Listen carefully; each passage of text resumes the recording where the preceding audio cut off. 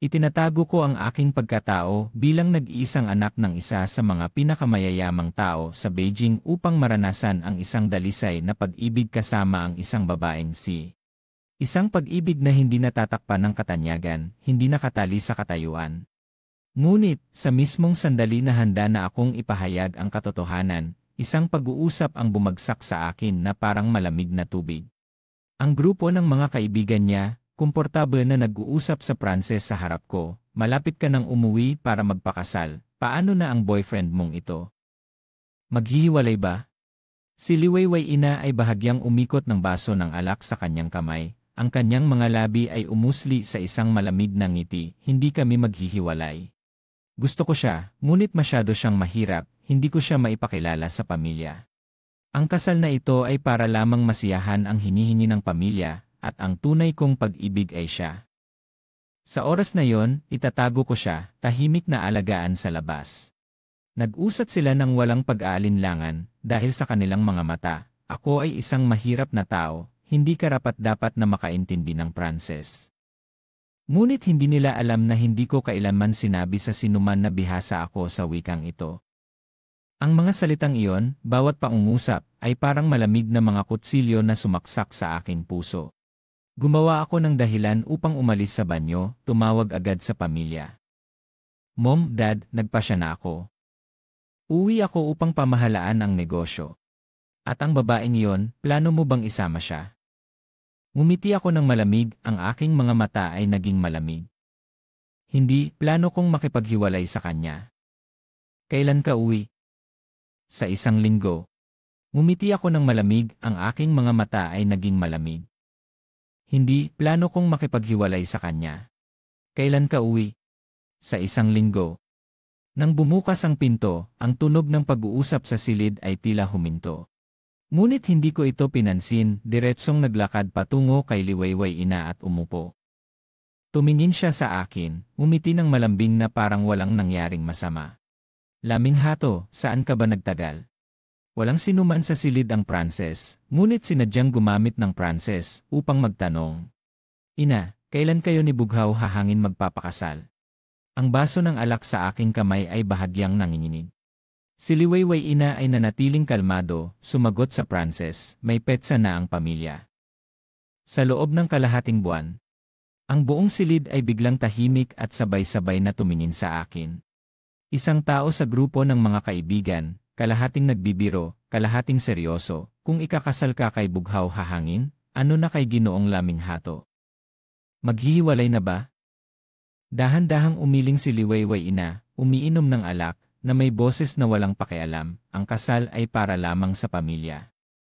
Ang mahal ko ay si Ginoong Laming Hato. Pagkatapos niyang sabihin yon, ang buong silid ay napuno ng tawanan. Liwayway ina, seryoso ka bang naglalaro ng purong pag-ibig? Ganoon kalaki ang agwat ng katayuan at totoo pa rin? Ang tagapagmana ng pamilya Liwayway ay nagiging bulag sa pag-ibig. Ang mga boses ng pang-aasar ay umabot sa buong silid, ngunit siya ay bahagyang umikot, ang kanyang mga mata ay malambing na nakatingin sa akin, na para bang ako ang tanging tao sa kanyang puso. May isang tao na nagulat at humanga, mukhang talagang nagmamahalan sila. Pero hindi ba talaga siya marunong ng Pranses? Isang tao ang tumawa, siguradong hindi.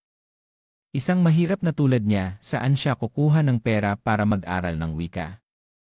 Magpakatatag ka. Walang nakakaalam na ako ay humihingal, ang aking kamay ay mahigpit na nakahawak sa baso ng alak hanggang sa maging maputla ang mga kasukasuan. Akala nila ako ay mahirap. Akala nilang hindi ko naintindihan ang Pranses. Ngunit hindi nila alam na ako ay anak ng isa sa mga pinakamayayamang tao sa Beijing. Sa nakaraang 5 taon, itinago ko ang aking pagkatao upang maranasan ang tunay na pag-ibig. Akala ko, mahal niya ako para sa kung sino ako, akala ko hindi niya ako ipinakilala sa kanyang pamilya dahil sa takot sa agwat ng katayuan. Akala ko, sa tamang oras, sasabihin ko sa kanya ang katotohanan. Ngunit sa katotohanan, mula sa simula, pinili na niya ang kanyang sariling landas. At ako, isa lamang sa mga kawawang tao na naligaw ng pag-ibig na aking pinaniwalaan. 3 araw na ang nakalipas, aksidente kong nakita ang isang maliwanag na imbitasyon sa kasal sa kanyang mesa. Ang pangalan ng ikakasal ay Bughaw Hahangin. Akala ko, sa tamang oras, sasabihin ko sa kanya ang katotohanan. Ngunit sa katotohanan, mula sa simula, pinili na niya ang kanyang sariling landas. At ako, isa lamang sa mga kawawang tao na naligaw ng pag-ibig na aking pinaniwalaan. 3 araw na ang nakalipas, aksidente kong nakita ang isang maliwanag na imbitasyon sa kasal sa kanyang mesa. Ang pangalan ng ikakasal ay Bughaw Hahangin. At ang ikakasal ay si Liwayway Ina. Sa oras na yon, akala ko nagkamali ako ng nakita. Ngunit hindi, ang kanyang pangalan ay malinaw na nakasulat doon, bawat letra ay parang isang saksak sa aking puso. Sa kabila ng pagsasabi ng pagmamahal sa akin, sa likod niya ay tinanggap na niya ang kasal na itinatag ng pamilya. Sa isang banda, pinapangalagaan niya ako, malambing na tinatawag akong asawa. Sa kabilang banda, abala siya sa paghahanda para sa kasal sa isang lalaking karapat-dapat sa kanyang katayuan. Sa sandaling iyon, bigla kong naisip, hindi na kailangang magsalita pa. Siya ay magpapakasal. Ako ay magmamana ng negosyo. Pareho kaming may maliwanag na hinaharap. Matapos ang ilang linggong pag-inom, ang salo-salo ay sa wakas ay natapos. Madilim na, unti-unting umalis ang lahat. Ako ang huli, dahan-dahang lumabas nang biglang may isang boses na umabot mula sa likuran, "Ginoong Laming Hato." Napahinto ako, lumingon. Ang tumawag sa akin ay isang kasosyo na naghanap ng lahat ng paraan upang makipagtulungan sa aking ama. Isang alon ng pagkabahala ang umusbong sa aking puso. Isa na namang tao ang nakakaalam sa akin. Ayokong ipakita ang aking pagkatao dito. Habang nag-iisip ng paraan upang harapin ito, biglang may isang babae na kasama ni Liwayway Ina ang tumawa. Ang kanyang mga mata ay may paghamak na tiningnan ako mula ulo hanggang paa. Ang mga tunog ng pang-aasar ay agad na sumiklab. Hindi na sila nag-usap sa Pranses. Sa pagkakataong ito, nagbiro sila sa harap ko, gamit ang isang wika na tiyak na naintindihan ko. Ngunit nakatayo lang ako roon, walang emosyon. Sa gitna ng masayang tawanan, wala akong reaksyon. Sa kabaligtaran, si Liwayway Ina ay tila hindi nasisiyahan. Bahagyang tumingin siya sa taong nagsalita, ang kanyang mga mata ay may kaunting babala. Ang taong iyon ay napahinto, nagpakita ng ngiti at unti-unting nanahimik. Napansin din ng iba, walang sinuman ang nagdagdag ng salita. Sinundan ko siya sa buong daan pauwi.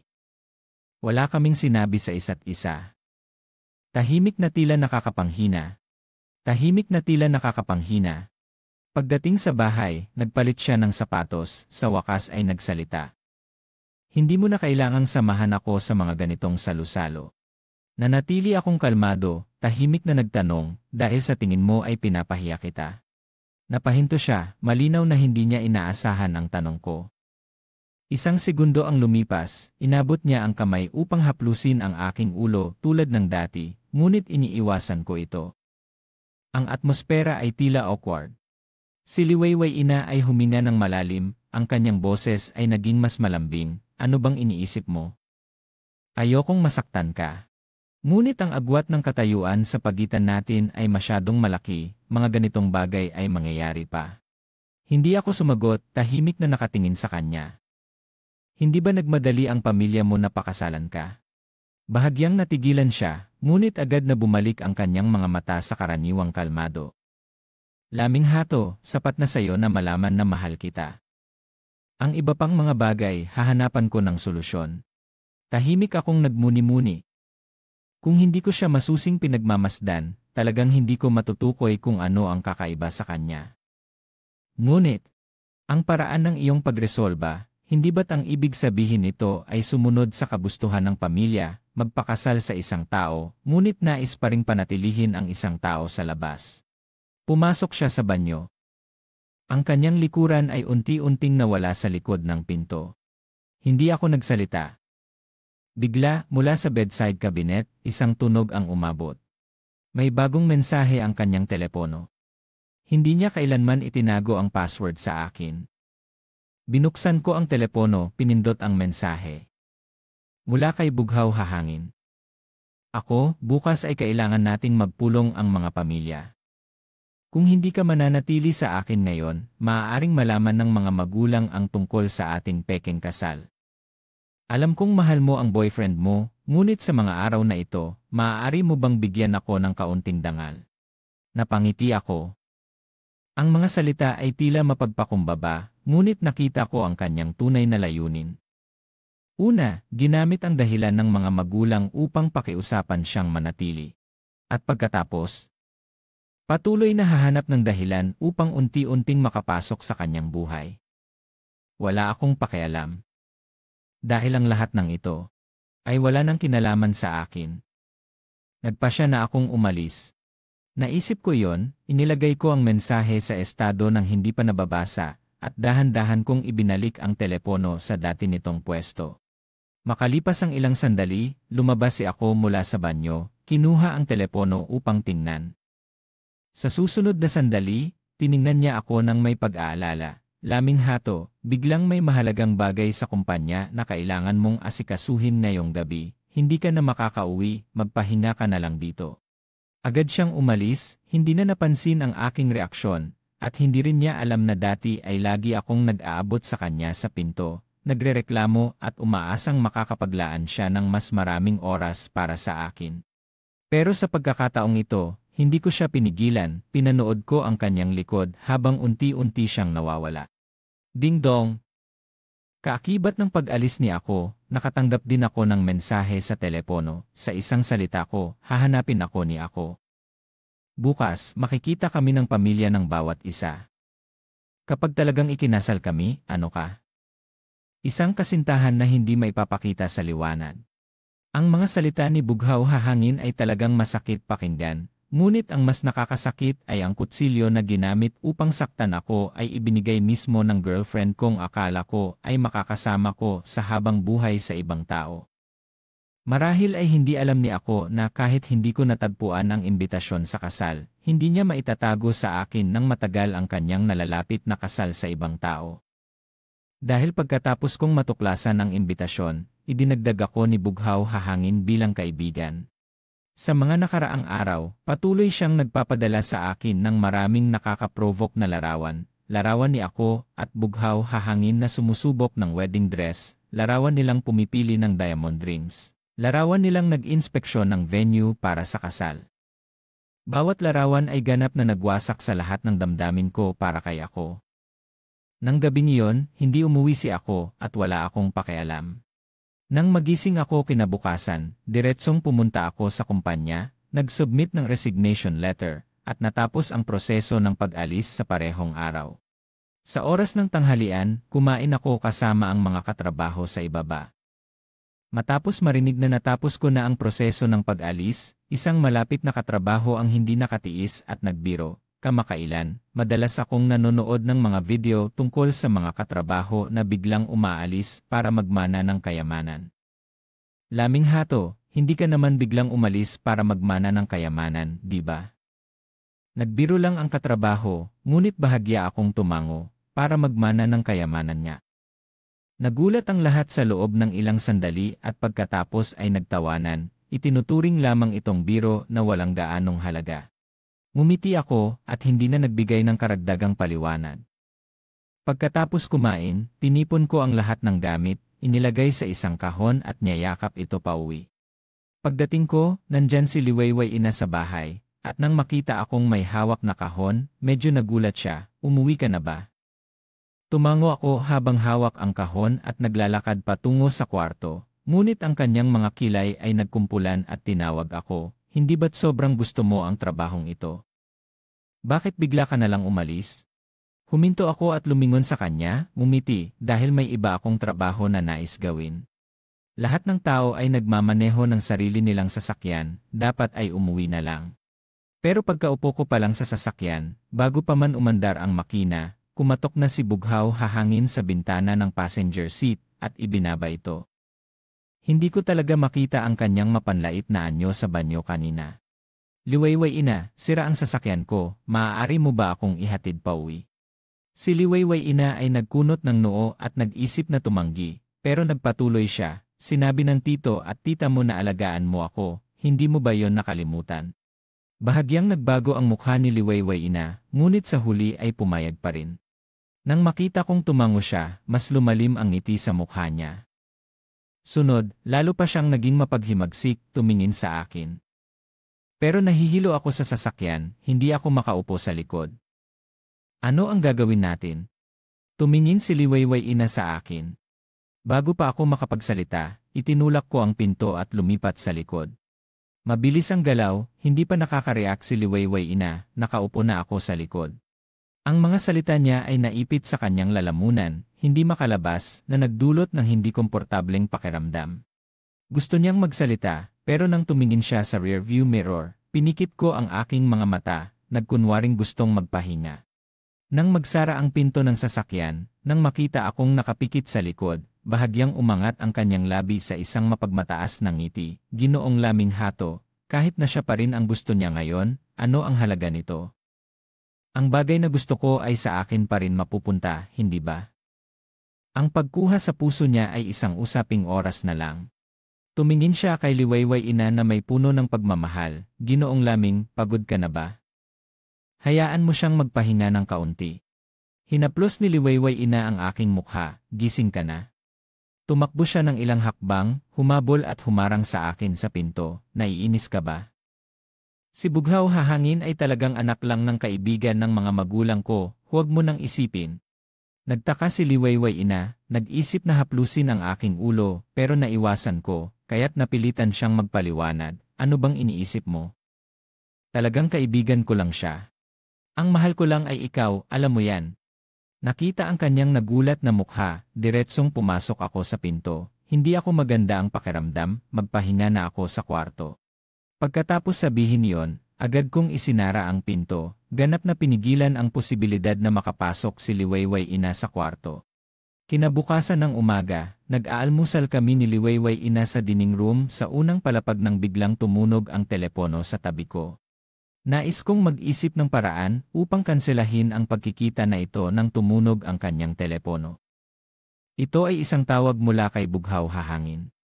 Nang lumapit siya sa akin, nag-aalala niyang kinansela ang pagkikita. Laming Hato, bigla akong may mahalagang bagay, sa susunod na lang ako makikilala sa tito at tita, okay lang ba? Akala ko magagalit ako at sisigaw, pero sa huli ay tahimik lang akong tumango. Sakto lang na may kailangan din akong gawin ngayon.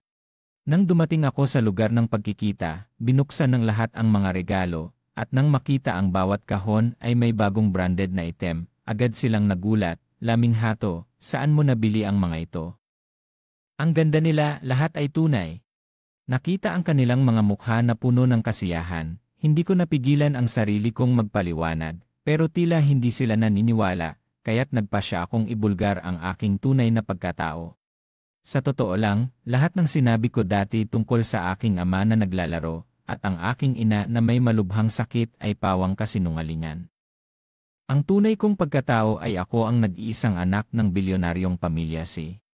Nang marinig ito, ang lahat ay nagulat sa una, pagkatapos ay nagulat at sa huli ay labis na natuwa, o Diyos ko, ang binata ay nandito lang sa tabi ko. Nang banggitin si Liwayway ina, nawala ang ngiti sa aking mukha. Plano na niyang magpakasal sa iba. Paano mangyayari yon? Nang marinig ito, puno ng pagdududa ang aking mga kaibigan. Upang protektahan ka, nagmaneho siya ng matatag, sa huli ikaw ay walang sugat, ngunit siya ay nagkaroon ng 3 fractured ribs, nakahiga sa ospital ng 3 buwan, halos hindi nagising. Nang marinig ng mga kaibigan ang mga nakaraang kwento, hindi ko maikaila ang damdaming bumabalot sa akin.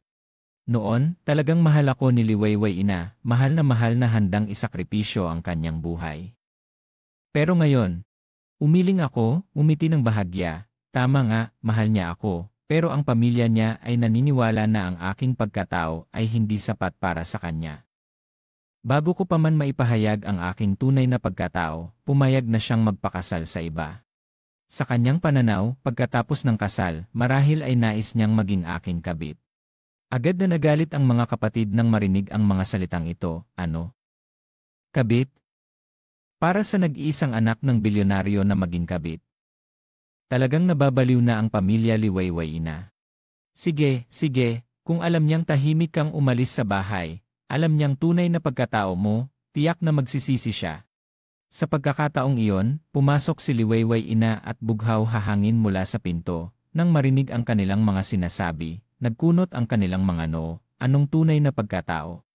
Nang makita silang pumasok, may isang kaibigan na nagtatangkang magsalita ay agad kong pinigilan. Tumingin ako sa dalawang pumasok, malamig ang aking tono, bakit kayo nandito? Nang marinig ang tanong ko, hindi maiiwasang makaramdam ng kaunting hiya si Liwayway ina. Umiwas ang kanyang tingin, may kooperasyon ang aming mga pamilya kaya't nagkita kami upang pag-usapan. Nang marinig ang sagot niya, napatawa ako sa loob. Alam ko namang may kooperasyon kayo. Kooperasyon sa kasal, hindi ba? Dahil kailangan pag-usapan ang kooperasyon, hindi umupo si Liwayway ina at bughaw hahangin kasama namin kundi pumili ng isang hiwalay na mesa sa tabi, sapat ang distansya para makita ko ang kanilang pagiging malapit. Naghiwa-hiwalay na ang grupo namin. Nag-alok si Liwayway ina na ihatid kami ni Bughaw hahangin pauwi. Marahil pagkatapos ng karanasan sa pag-aagawan sa passenger seat noong nakaraan, sa pagkakataong ito, si Liwayway ina ay nag-aral na, agad niyang kinuha ang mahabang Rolls-Royce ng pamilya, kasama ang driver, kaya tiyak na walang pag-aagawan sa passenger seat. Dahan-dahang tumakbo ang sasakyan patungo sa bahay ng mga bughaw, maayos ang daan. Walang nakakaalam na mangyayari ang aksidente sa pagkakataong ito. Isang truck na nawalan ng kontrol ang bumangga mula sa kabilang direksyon. Agad na pinindot ng driver ang manibela, ngunit sa isang tunog, hindi na naiwasan ang banggaan ng dalawang sasakyan. Nang mabasag ang bintana, dahil sa inertya, nahulog ako sa kabilang bahagi. Sakto namang nakita ko si Liwayway ina na hindi lang hindi pinabayaan si Bughaw hahangin na masaktan, kundi abala pa sa pag-aaliw sa kanyang emosyon. Unti-unting nagiging malabo ang aking kamalayan. Bigla kong naisip ang aksidente sa sasakyan na binanggit ng mga kaibigan. Noong iyon, ika-4 na taon na kami sa isa't isa, ang nararamdaman ko para sa kanya ay nananatiling matindi. Sa isang kanto na katulad nito, may isang truck na mabilis na bumabagtas. Nasa bahagi ako kung saan tumama ang truck. Sa isang iglap, napagtanto niyang hindi na siya makakaiwas, tanging magagawa na lang niyang pilitin ang pagliko ng sasakyan upang ang bahagi niya ang tumama. Sumadsad ang harap ng truck at siya ay naipit sa upuan ng driver. Ang mga bumbero at doktor ay nagtrabaho ng matagal bago nila siya nailabas mula sa sasakyan. Halos mamatay siya noong araw na iyon, ngunit sa kabila ng lahat, nang makaligtas siya sa panganib, ang unang tanong na sinabi niya nang magising ay tungkol sa aking kalagayan. Ngayon, isa na namang aksidente sa sasakyan, ang tanging kaibahan ay ang taong instinctively niyang pinoprotektahan ay hindi na ako. Ang likod ng Rolls-Royce ay nawasak sa puntong hindi mo na kayang tumingin ng diretsyo. Hanggang sa bumaba ang lahat mula sa sasakyan, abala pa rin si Liwayway ina sa pag-aalo kay Bughaw hahangin, at sa wakas ay napansin niya akong tahimik na niyayakap ang sugat na umaagos sa aking templo. Sa kabutihang palad, hindi malala ang sugat ko. Matapos ang bandaging sa ospital, wala nang malalang problema, ngunit dahil sa sugat sa ulo, pinayuhan pa rin ako ng doktor na manatili sa ospital para sa obserbasyon ng 2 araw. Si Liwayway ina ay may bahagyang panghihinayang habang tinitingnan ang bandage sa aking ulo. Kung ano man ang sabihin mo sa akin, handa akong tanggapin, basta't huwag mo akong baliwalain. Ang kanyang saloobin ng paghingi ng tawad ay labis na taos puso, at tila may katwiran kung hindi ko lang naalala na ang kanilang kasal ay gaganapin sa loob ng wala pang kalahating buwan. Lahat ng tao ay nagmamaneho ng sarili nilang sasakyan, dapat ay umuwi na lang. Pero pag upo ko sa sasakyan, hindi pa nag-umpisa ang makina. Tinapik na ni Bughaw hahangin ang bintana sa tabi ng pasaherong upuan, at bumaba ito. Hindi ko talaga makita ang mapanlait na anyo niya sa banyo kanina. Liwayway ina, sira ang sasakyan ko, pwede mo ba akong ihatid pauwi?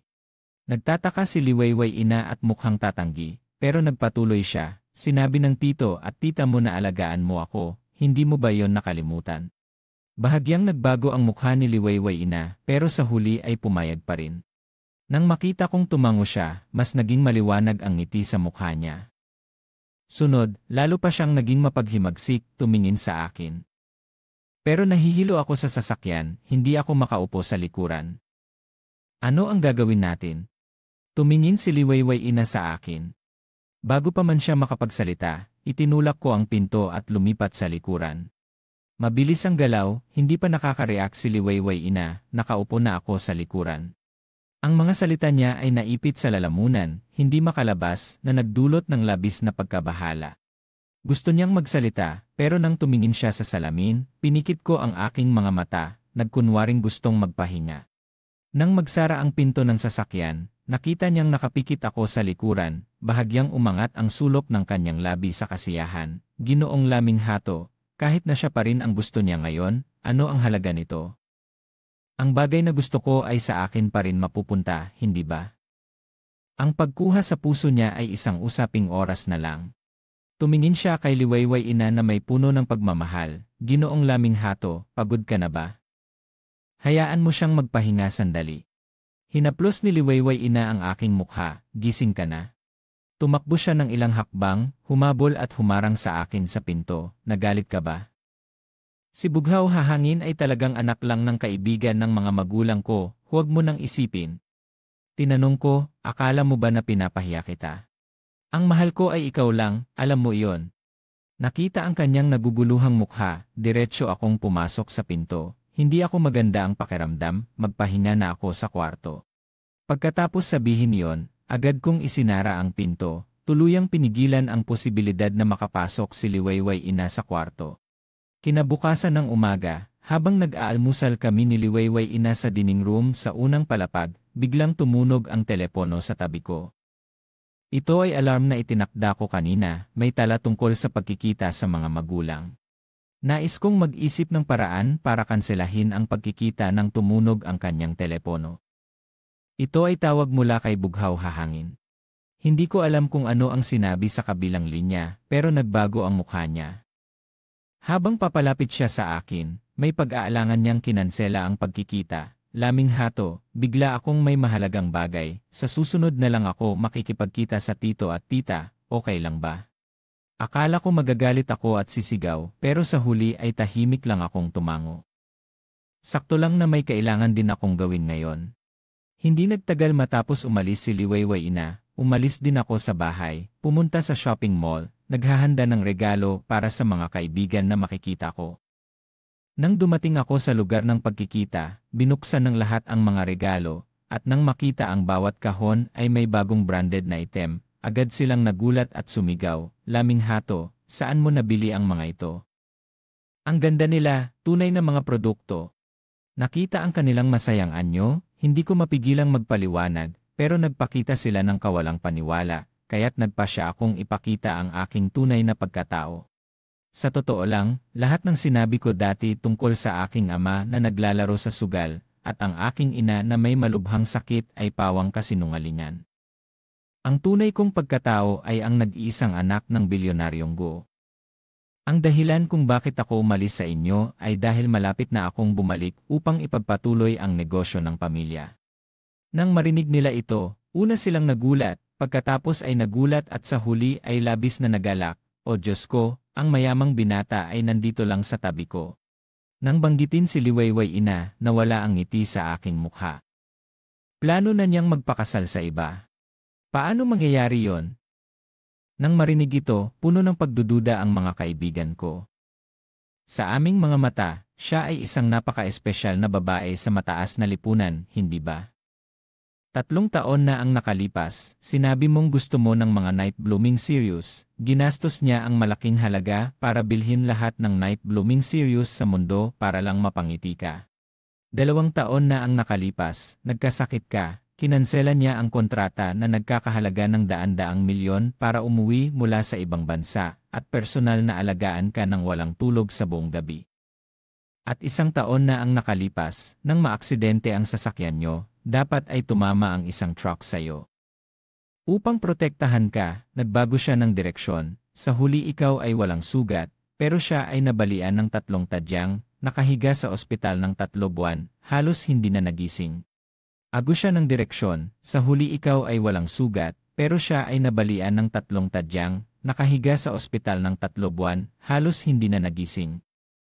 Ngayon ay malapit na siyang magpakasal, paano hindi ikaw ang magiging nobyo? Nang balikan ng mga kaibigan ang mga nakaraang pangyayari, hindi ko maiwasang makaramdam ng labis na damdamin. Noon, talagang mahal ako ni Liwayway ina, mahal na handang isakripisyo ang kanyang buhay. Pero ngayon, umiling ako, umiti ng bahagya, tama siyang mahal ako, pero iniisip ng kanyang pamilya na hindi ako karapat-dapat para sa kanya.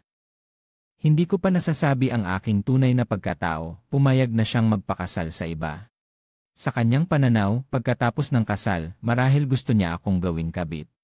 Agad na nagalit ang mga kapatid nang marinig ang salitang ito, ano? Kabit? Para sa nag-iisang anak ng bilyonaryo na maging kabit. Talagang nababaliw na ang pamilya Liwayway ina.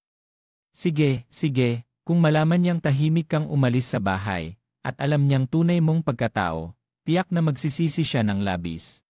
Sa pagkakataong iyon, pumasok si Liwayway ina at bughaw hahangin mula sa pinto. Nang marinig ang kanilang mga salita, nagkunot ang noo, anong tunay na pagkatao? Nang makita silang pumasok, may isang kaibigan na nagbabalak sanang magsalita ay agad kong pinigilan. Tumingin ako sa dalawang pumasok, malamig ang tono, bakit kayo nandito? Nang marinig ang tanong ko, hindi maiiwasan ni Liwayway ina na maging medyo nahihiya, umiwas ang kanyang tingin, may kooperasyon ang dalawang pamilya kaya't nagkita kami para pag-usapan.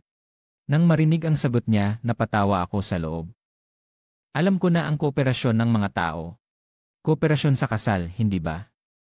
Dahil kailangan pag-usapan ang kooperasyon, hindi umupo si Liwayway ina at bughaw hahangin kasama namin kundi pumili ng ibang mesa sa tabi. Sapat na pwesto para makita ko ang kanilang pagiging malapit.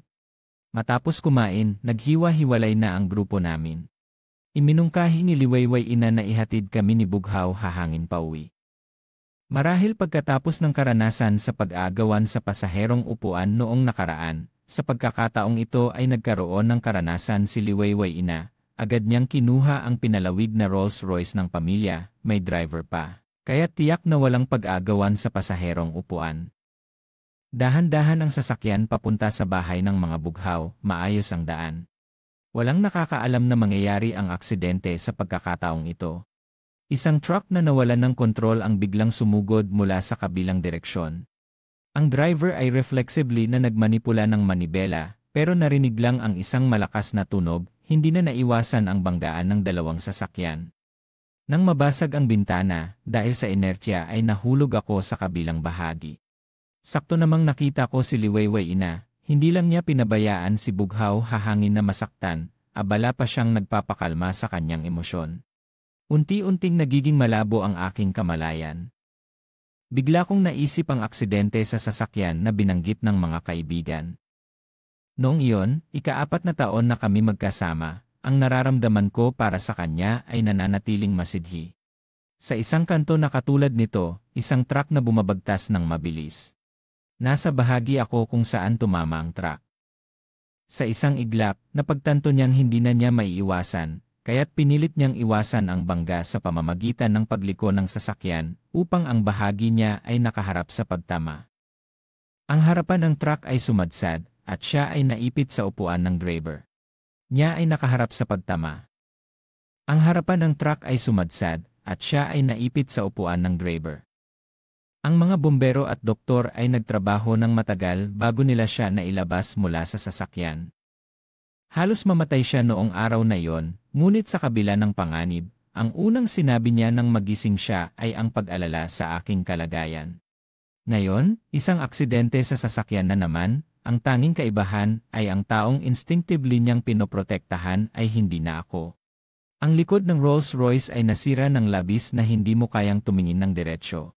Hanggang sa bumaba ang lahat mula sa sasakyan, si Liwayway ina ay abala pa ring nagpapalakas ng loob kay Bughaw hahangin, at sa wakas ay napansin niya akong tahimik na niyayakap ang sugat na dumudugo sa aking templo.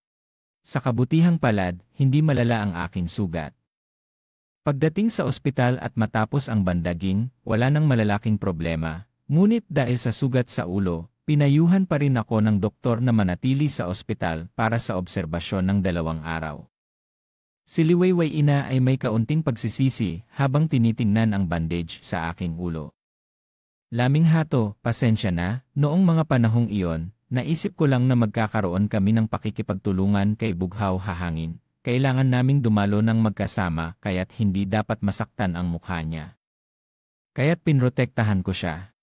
Kung ikaw ay magagalit sa akin, sisigawan ako, tatanggapin ko, basta't huwag mo lang akong baliwalain, okay? Ang kanyang tono ng paghingi ng tawad ay labis na taos puso, at tila may katwiran kung hindi ko lang naaalala na ang kanilang kasal ay gaganapin sa loob ng wala pang kalahating buwan. Yumuko ako at walang sinabi. Patuloy pa rin si Liwayway Ina sa paghingi ng tawad, walang tigil na nagsasabi ng pasensya na. Bigla, tila naisip niya ang isang bagay, at ang kanyang mga mata ay kumikislap sa saya. Ilang araw na lang, kaarawan mo na, gusto kong bigyan ka ng regalo ng maaga, okay lang ba? Anong gusto mong regalo sa kaarawan, bibilhin ko para sa'yo. Sa wakas, itinataas ko ang aking mga mata at tinitigan siya, ang aking mga mata ay nananatiling walang emosyon. Sige, bumili ka sa akin ng tiket ng eroplano papuntang Edine sa 3 araw. Bakit ka pupunta sa Edine? Medyo nagulat siya ngunit mabilis din siyang nagbigay ng sagot, gusto mo bang maglakbay? Hindi ko na ipinaliwanag, tumango na lang ako. Si Liwayway Ina ay hindi na nagtanong pa, sa harap ko ay binuksan ang kanyang telepono at bumili ng tiket ng eroplano papuntang Edine. Matapos niyang bilhin, sinabi niya, sa mga panahong ito, abala ako at walang oras na makasama ka. Pumunta ka na sa Edine at kapag may oras na ako, susunod ako sa iyo. Ang tiket ng eroplano na ito ay medyo maliit na regalo sa kaarawan. Pagdating ng panahon, maghahanda ako ng malaking sorpresa para sa iyo. Umiling ako at bahagyang ngumiti, hindi ito maliit sa lahat, dahil ang tiket na ito ay daan pauwi ko. Liwayway Ina, salamat sa iyong regalo. Salamat sa iyong pagdala sa akin pauwi. Sa loob ng 2 araw sa ospital, si Liwayway Ina ay tila bumalik sa panahon ng aming bagong pag-ibig, maingat na inaalagaan ako, ngunit ang magandang tanawin ay hindi nagtagal, ang kanyang pag-aalaga ay natapos sa araw ng aking paglabas. Una niyang sinabi na may kailangan sa kumpanya, kaya't may driver na maghahatid sa akin pauwi. Pagkatapos, nakatanggap ako ng isang nakakaprovokang mensahe mula kay Bughaw Hahangin. Pasensya na, si Liwayway Ina at ako ay malapit ng ikasal. Ngayon, kailangan niyang sumama sa akin pauwi sa aming lumang bahay para kumain, kaya't mukhang wala siyang oras para sunduin ka sa paglabas mo. Wala akong pakialam sa mensaheng ito, tahimik akong umuwi at sinimulang ayusin ang aking mga bagahe.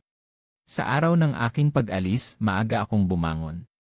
7 oras bago ang aking paglipad, isa-isa kong binuhat ang mga maleta palabas ng pinto, ngunit sa hindi inaasahang pagkakataon ay nakatagpo ko si Liwayway Ina na bumabalik.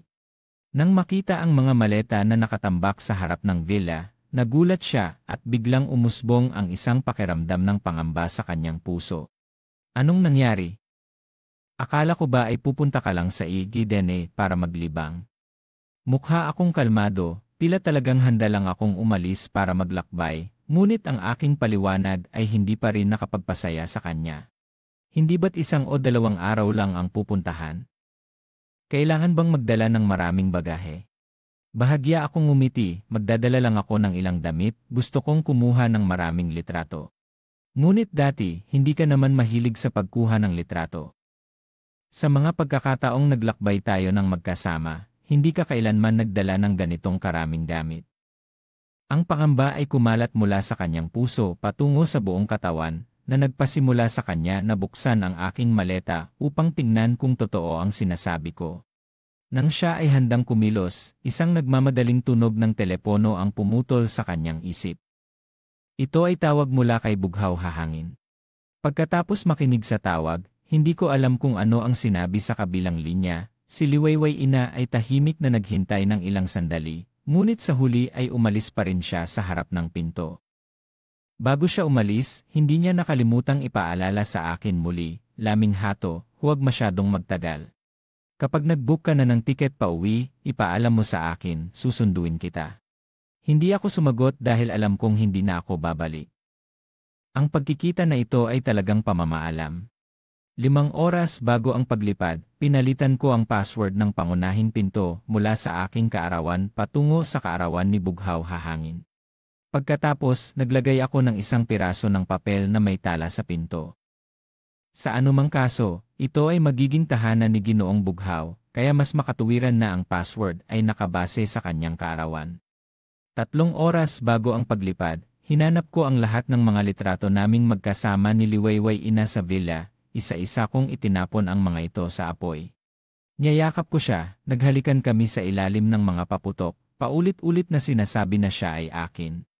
Siya ay naghayag ng kanyang pag-ibig sa akin sa ilalim ng paglubog ng araw sa Ilog Tinhe, nangako na mamahalin ako habang buhay. Siya ang nagprotekta sa akin sa isang aksidente sa sasakyan na nagdulot ng 3 sugat. Ang kanyang social media ay puno ng mga larawan namin. Magkasama kaming dumaan sa tagsibol, naglakad sa tag-init, tinanggap ang taglagas, at naghanap ng taglamig. Ngayon, habang unti-unting nauubos ang mga alaala, kami rin ay ganap na nagwakas. 2 oras bago ang paglipad, tumunog ang aking telepono. Nang buksan ko ito, isang video ang ipinadala ni Bughaw Hahangin. Ang video ay tila kinukunan sa isang salusalo ng pamilya, kasama ang mga kaibigan ni Liwayway Ina, mga kapatid ni Bughaw Hahangin, at mga magulang ng 2 panig. Nagsisigawan sila, "Halika na, halika." Isang tao ang nagsabi, "Ate Liwayway Ina, ilang araw na lang at ikakasal na kayo, ano pa ang ikinahihiya?" Sa mga sigaw, si Bughaw Hahangin ay namumula, pinipikit ang kanyang mga mata at lumapit sa kanya. Ang mga sigaw ng lahat ay lalong lumakas at nagiging mas mapilit.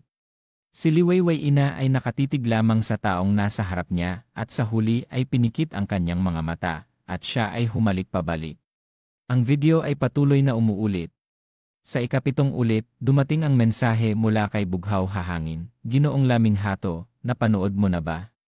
Ako na ang manugang na kinilala ng pamilya ni Liwayway. Ang pamilya mo ay mahirap, paano ka mapapansin ng pamilya ni Liwayway? Sa ganitong kalagayan, kahit ang isang pulubi ay tila mas angkop. Anong silbi ng pagmamahal ni Liwayway Ina sa'yo?" Unti-unti nang nababasag ang kanyang depensa sa akin. "Sa tingin mo, gaano pa katagal bago kami matutulog?" Hindi ko sinagot ang mensahe niya, tahimik kong iniprint ang lahat ng mga nakakaprovokang mensahe na ipinadala niya sa mga nakaraang araw at inayos ito sa isang tumpok sa walang laman na sala. 1 oras bago ang paglipad, nag-iwan ako ng huling mensahe sa tumpok ng mga nakaprint na papel, "Liwayway Ina, congratulations sa iyong kasal. Tapos na tayo." Pagkatapos, hinila ko ang maleta palabas ng villa, sumakay ng taxi patungo sa paliparan. "Liwayway Ina, mula ngayon, babalik na ako bilang anak ng mayamang tao, wala nang kaugnayan sa iyo." Sa Denis Airport, nang hilahin ko ang maleta palabas ng paliparan, isang Bugatti na halatang mahal ang naghihintay sa labas. Nang makita akong lumabas, agad na binuksan ng lalaki sa labas ng sasakyan ang pinto para sa akin.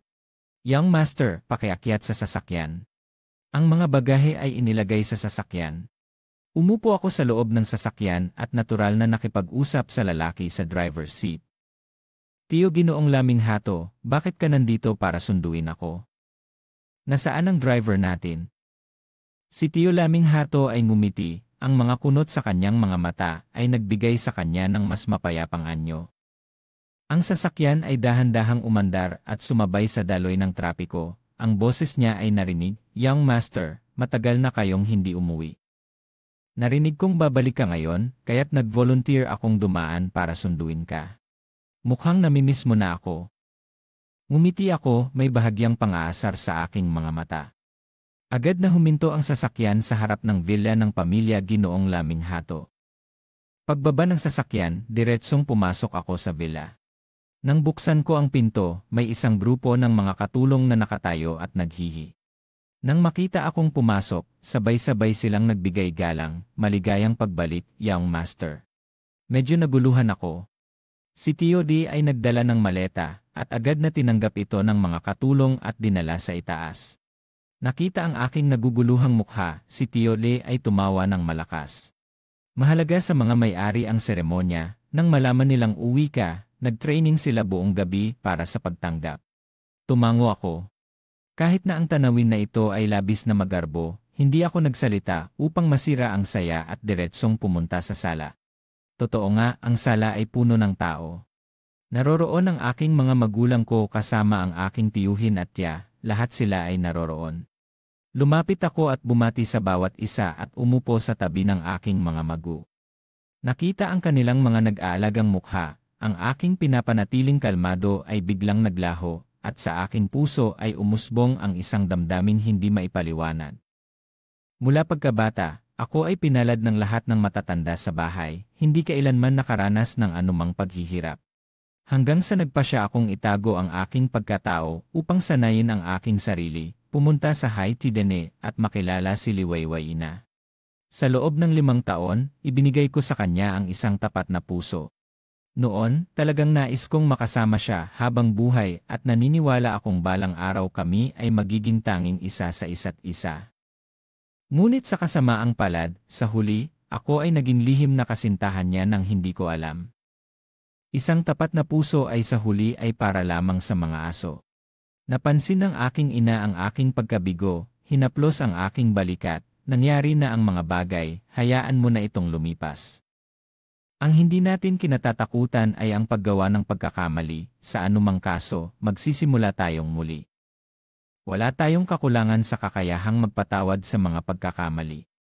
Sa mga salitang nagpapalakas ng loob mula sa aking mga magulang ko, ang aking pakiramdam ay unti-unting humupa. Nakita ito ng iba, agad silang nagbago ng paksa, inilabas ang mga regalo na inihanda nila mula sa dati. Sa puntong ito, napagtanto ko na ang mga sinabi ng aking ina sa nakaraang tawag ay hindi labis na pinalalaki, kundi tila medyo mapagpakumbaba. Ang mga sertipiko ng pagmamay-ari ng bahay ay nakatambak, at sa ibabaw nito ay isang hanay ng mga susi. Ang pinakakapansin-pansin ay ang relo na may mga diamante na nakalagay sa gitna, gawa sa ginto at diamante. Ang bawat diamante ay malaki, naglalabas ng pambihirang at mahalagang anyo. Ngunit tila hindi pa rin sila nasiyahan, patuloy na pinupuno ang mesa sa harap ko na parang iyon lang ang makapagpapasaya sa kanila. Sa tamang pagkakataon na ako ay magpapaalam na walang kailangan, biglang bumangga ang aking tiya sa mesa, ang kanyang mga mata ay nagniningning. Laming hato, kakahiwalay mo lang, di ba? Sakto lang, mayroon akong kaibigan, ang kanyang anak na babae ay bagong balik mula sa ibang bansa. Nag-aalala ang kaibigan ko na hindi makahanap ng kasintahan ang kanyang anak na babae sa mahabang panahon. Bakit hindi kayo magkita, para lang makilala? Napahinto ako, agad na umalis ng kamay na nagsasabing hindi ko kailangan, ngunit hindi nakinig ang tiya. Agad na kinuha ang kanyang telepono at ibinigay sa akin ang isang contact number. Ang batang iyon ay nakilala ko bago siya umalis sa ibang bansa, napakaganda. Kahit na walang kapalaran, hindi masama kung maging magkaibigan. Sa kabutihan ng akin tiya, sa wakas ay pumayag ako sa mungkahi. Ngunit ang hindi ko inaasahan ay nang buksan ko ang aking contact list, natagpuan kong mayroon na akong numerong iyon sa listahan ng mga kaibigan. Nag-click ako upang tingnan. Walang anumang tala, ang larawan ng profile ay isang waning muon sa purong itim na background. Nagulat ako, sinubukan kong alalahanin, ngunit hindi ko pa rin matandaan kung kailan ko nakilala ang taong ito. Sa anumang kaso, lahat ng sagot ay lilitaw kapag nagkita kami. Habang naghahanda ako para sa aking blind date, si Liwayway Ina ay sa wakas nakauwi. Dahan-dahan nang bumababa ang gabi, hindi nagbukas ng ilaw ang villa. Nagulat siya at tumingin pataas, sa puntong ito ay nakita niya ang piraso ng papel na nakadikit sa pinto. Sa anumang kaso, ito na ang bahay ni Ginoong Bughaw, kaya mas makatuwiran na ang password ay ang kanyang kaarawan. Bahay ni Ginoong Bughaw. Biglang bumilis ang tibok ng puso ni Liwayway Ina. Posible bang may alam siya? Pero nakilala lang sila ni Bughaw hahangin isang beses. Ang iba pang tao ay hindi rin makakapagsabi sa kanya tungkol dito. Paano niya malalaman na ako ay ikakasal kay Bughaw hahangin? Agad na bumukas ang pinto ng villa, nagbukas ang ilaw, at ang villa ay nagningning. Sa puntong ito, bigla niyang naisip na 2 araw na ang nakalipas ay umalis ako sa Eden. Napakabihira kong umalis ng matagal mula sa kanya, kadalasang nasa bahay ako naghihintay sa kanyang pagbabalik. Posible bang totoo ang kanyang mga hinala? Pero pagkatapos ng ilang sandali, itinaboy niya ang pag-isip na ito. Marahil dahil sa mga nakaraang araw ay masyado akong kaunti ang oras na inilaan para sa kanya, kaya nag-isip siya ng mga bagay-bagay at aksidenteng nahulaan ang relasyon ko kay Bughaw Hahangin. Sa pag-isip na ito, pinunasan niya ang kanyang noo at naglakad patungo sa sala. Mukhang kailangan kong tawagan siya upang tanungin kung kailan siya uwi para makipag-usap ng maayos sa kanya. Ngunit nang makarating siya sa sala, hindi pa siya nakakapindot sa telepono, ang kanyang tingin ay nahatak ng isang bagay sa mesa ng sala. Agad siyang umupo sa sofa, kinuha ang stack ng papel na hindi niya alam kung ano, at may kaunting inaasahan sa kanyang puso. Ang sulok ng kanyang bibig ay umusbong ng isang mahina, ngunit mabilis na ngiti, ngunit agad na siya'y nanlumo nang makita ang nilalaman ng papel. Ang unang pahina ay may isang linya ng sulat kamay, wala nang iba. Agad na nakilala ni Liwayway Ina na ito ay sulat ko. Kung hindi mo ito babasahin ng mabuti, akalaing maganda lang ang pagkakasulat. Ngunit ang mga salitang isinulat ko ay parang isang malakas na suntok sa kanyang puso. Liwayway Ina, congratulations sa iyong kasal. Tapos na tayo. Parang narinig niya ang tunog ng kanyang sariling tainga, ang kanyang isipan ay walang laman, paulit-ulit na binabasa ito, sa wakas ay nakumpirma niyang hindi siya nagkakamali, talagang nakasulat na congratulations sa iyong kasal. Tapos na tayo. Paano siya hindi kakailanganin? Ang kanyang kamay ay kusang lumipat sa unang pahina, pinunit ito, pinagsama-sama at itinapon ito sa malayo. Sa pamamagitan ng kilos na ito, lumitaw ang nilalaman ng pangalawang pahina, isang screenshot ng chat na nakaprint. Mula nang maging magkaibigan, hindi ko na sinave ang pangalan kaya tanging ang profile picture at nickname ng taong iyon ang nakita ni Liwayway Ina. Mga larawan nila na nagtatangkang magsuot ng wedding dress. Mga larawan nila na namimili ng mga diamond rings, mga larawan nila na nagtingin ng venue para sa kasal.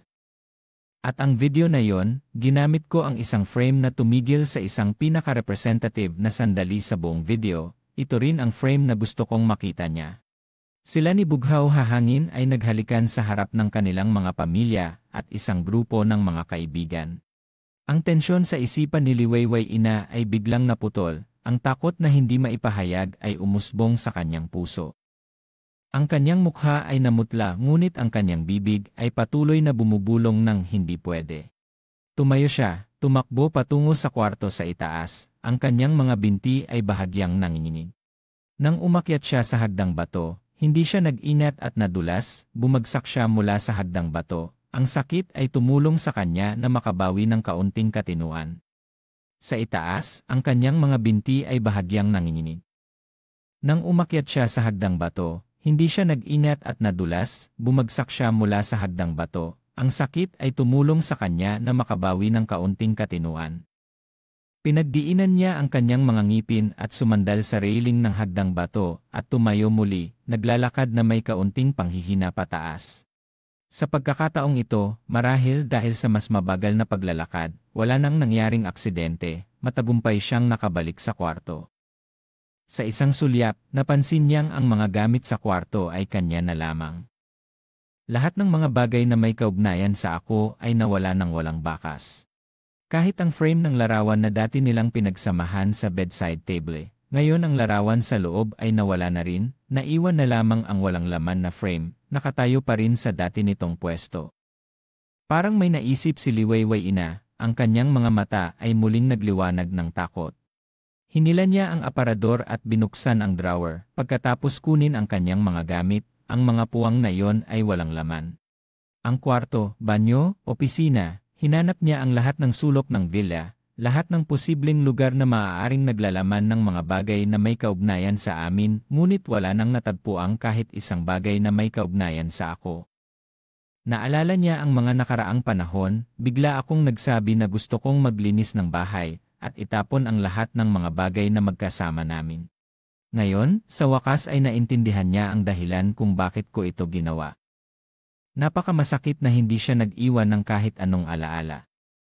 Ang pagkabahala sa kanyang puso ay tila naging katotohanan, ngunit hindi pa rin siya makapaniwala. Sa kanyang isipan ay tanging ang ideya na dapat akong hanapin upang tanungin ng malinaw. Hindi niya alam kung ano ang ginawa niya nang siya ay magising, nakabalik na siya sa sala. Sa telepono ay narinig ang mahabang tunog ng bisiton. Nagising ako mula sa aking tulog at hindi ko makita kung sino ang tumatawag kaya't direktang sumagot. Ang boses ko ay may kaunting pagkalito dahil hindi pa ako ganap na gising. Sino ito? Laminghato, ako ito. Siya ay magising, nakabalik na siya sa sala. Sa telepono ay narinig ang mahabang tunog ng bisiton.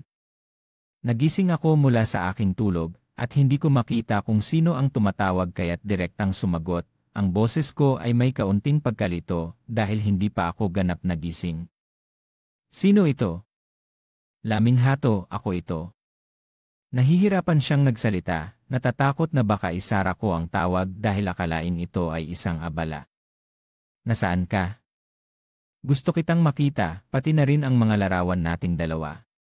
Sa sandaling binanggit niya ito, ang aking kamalayan ay ganap ng nagising.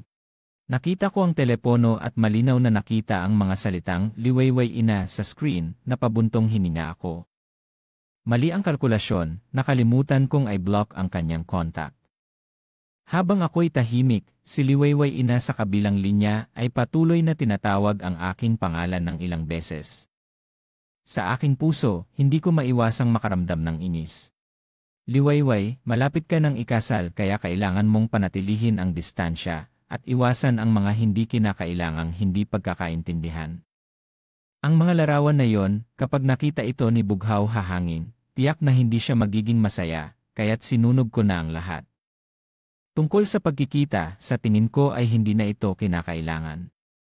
Ikakasal ka na sa iba, bakit mo pa kailangan makipagkita sa iyong ex-boyfriend? Nang marinig niya ang sinabi ko, na lahat ng mga larawan ay sinunog na, parang may pumutok na sugat sa puso ni Liwayway ina.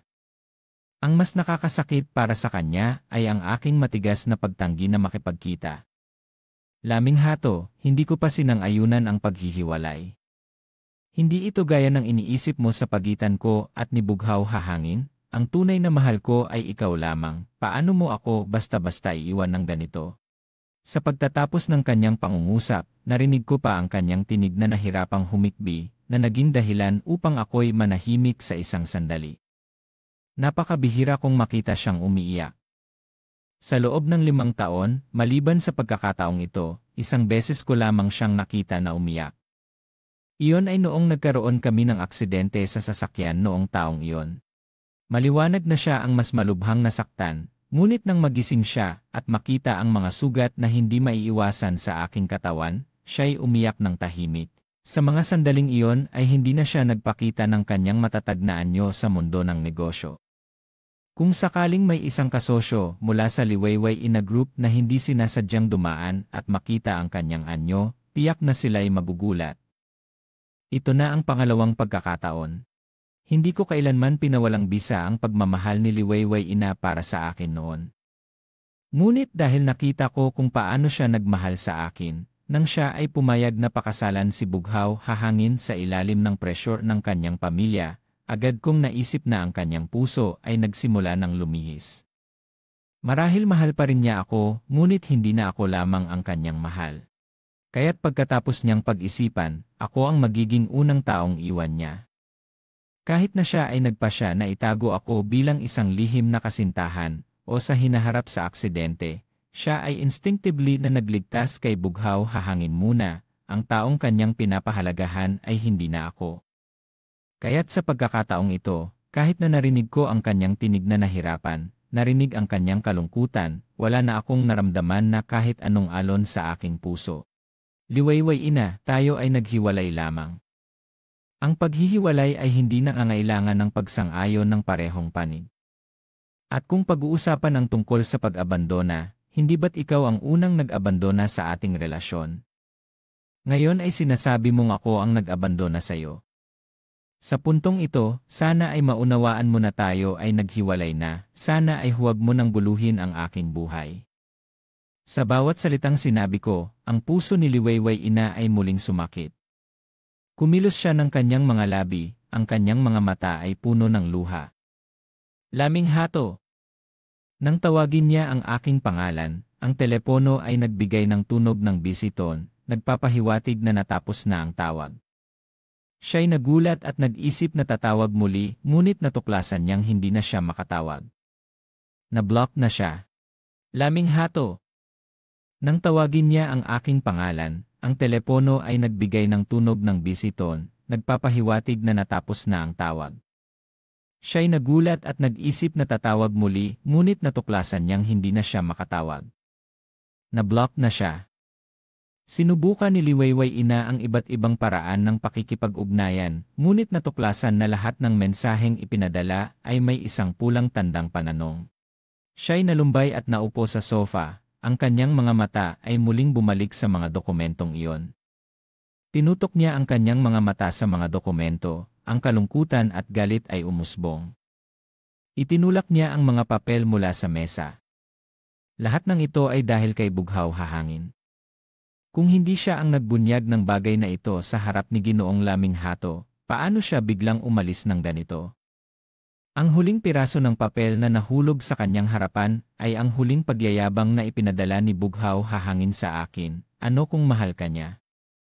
Ngayon, nahalikan na niya ako, sa tingin mo, gaano pa katagal bago kami matulog? Ang kanyang mga mata ay bumagsak, nakatitig sa mga salitang iyon. Pagkatapos ng mahabang panahon, bigla siyang umiti ng pilyo, ang mga mata na dati tila patay na tubig ay biglang nagliwanag ng isang madilim na liwanag. Bughaw Hahangin, sinabi ko na sa iyo, ang mahal ko ay si Laming Hato lamang. Sino ang nagbigay sa iyo ng lakas ng loob na guluhin si Laming Hato? Kung gayon, kung gusto mong magpakasal, bibigyan kita ng isang malaking regalo. Wala akong kaalaman sa mga iniisip ni Liwayway Ina. Tanging malamig kong inilagay ang numerong nakasave na may pangalang Liwayway Ina sa listahan ng mga harang, kasama na ang lahat ng paraan ng pakikipag-ugnayan niya. Pagkatapos ay ibinaba ko ang telepono.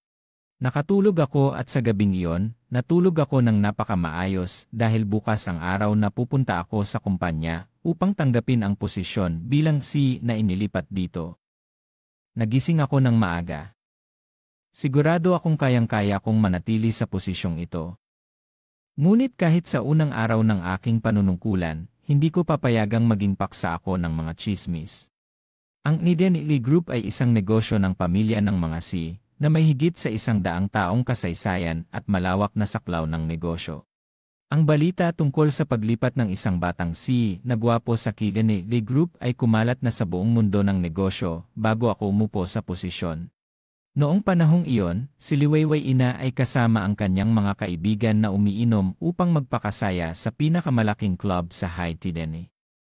Narinig ko na si Ginoong Laming Hato, nang malaman niyang ikakasal na siya sa iba, ay nagalit at nakipaghiwalay kay Liwayway Ina.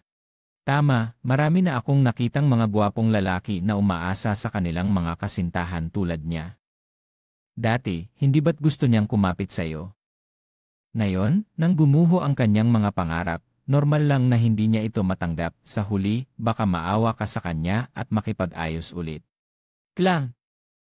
Ang tunog ng basag na salamin ay umuugong at ang mga piraso nito ay nagkalat, na nagdulot ng kaunting katahimikan sa maingay na espasyo.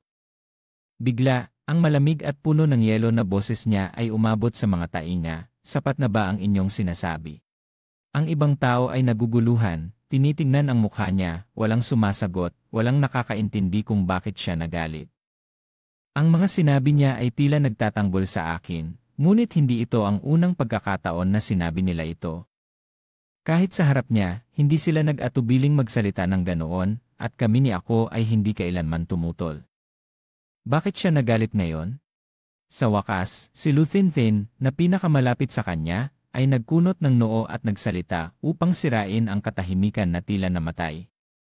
Gayunpaman, hindi niya isinasaalang-alang ang galit ni ako, iniisip lang na pinupunan niya sila na masyadong maingay. Siya ay bahagyang umiti at tiningnan siya ng may pang-aasar. Bakit, ate ako, hindi ka pa rin okay? Alam namin na masyado kang nag-aalala tungkol sa kanya. Huwag mag-alala, paano siya talagang makakapagpabaya sa isang punong nagbibigay ng pera tulad mo? Naniniwala ka ba? Hindi lalampas sa kalahating buwan, tiyak na susuko siya sa iyo. Pagdating ng panahon, makikinig siya sa iyo ng walang pag-aalinlangan. Sa sandaling natapos ang mga salita, itinaas ni ako ang kanyang ulo at tumingin kay Luthinthin, ang kanyang mga mata ay malamig. Pasensya na, nagulat si Luthinthin, hindi naintindihan ang ibig niyang sabihin. Muli siyang nagsalita, pasensya na sa kanya. Sa puntong ito, naintindihan ni Luthinthin na talagang nagalit siya dahil sa mga sinabi nila tungkol sa akin. Ate ako, bakit ka nagagalit? At saka, hindi naman mali ang sinabi namin. Isa siyang mahirap na lalaki na nakakapit sa iyo dahil sa pera, hindi ba? Dati, nang sinabi namin ito, hindi ka naman tumutol. Nang marinig ang sinabi ni Luthinthin, biglang naguluhan si ako, ang kanyang mga mata na madilim ay naglaho, sa wakas ay naging naguguluhan. Kaya pala, dati, madalas nilang sinasabi ang mga ganitong bagay. Kaya pala, kapag nahaharap sa ganitong sitwasyon, pinili niyang manahimik. Nagsimula siyang maghanap sa kanyang alaala, sinisikap na makahanap ng ebidensya upang tutulan, ngunit natuklasan niyang tama si Luthinthin.